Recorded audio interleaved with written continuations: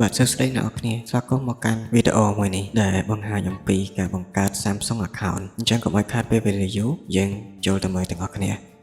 ដំបូងខ្ញុំបើក Google Chrome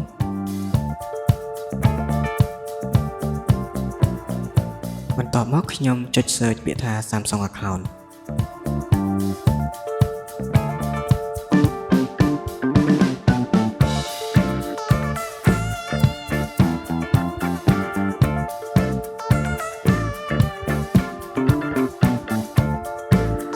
ចុច create account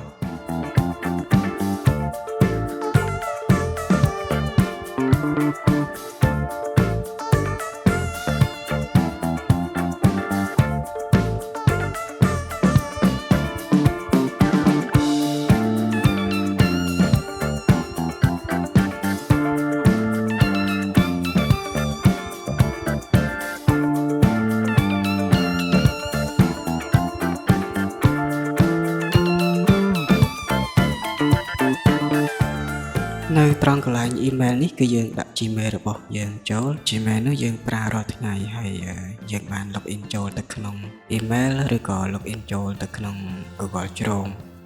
ហើយយើងអាចចុចឆែកមើលនៅពេលដែលមានសារឬក៏មាន mail ផ្ញើចូល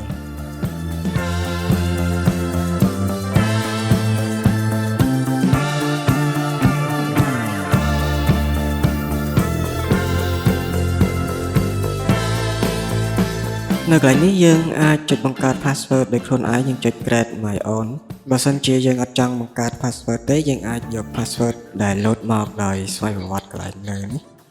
អ្នកនរគ្នាអាចថតចម្លង password លើនេះទុកសម្រាប់ login ចូលក្នុងទូរស័ព្ទដៃឥឡូវនេះខ្ញុំចុច use password គឺខ្ញុំប្រើ password ដែល load មក auto នេះតែម្ដងបន្ទាប់មកខ្ញុំដាក់ឈ្មោះគឺយើងអាចដាក់ឈ្មោះ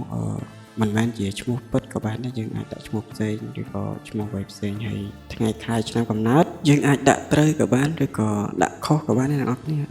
សំខាន់យើងដាក់ឲ្យលើសពីអាយុ18ឆ្នាំ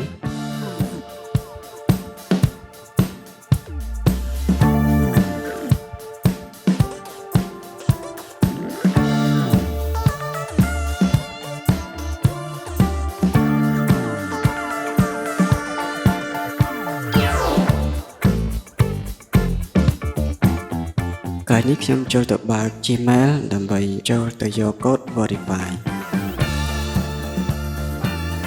កន្លែងនេះយើងស្វែងរក Samsung Account ដែលគេបានផ្ញើ mail មកបន្ទាប់មកយើងស្វែងរកលេខកូដបន្ទាប់មកចុច copy យកទៅដាក់នៅកន្លែង Verify code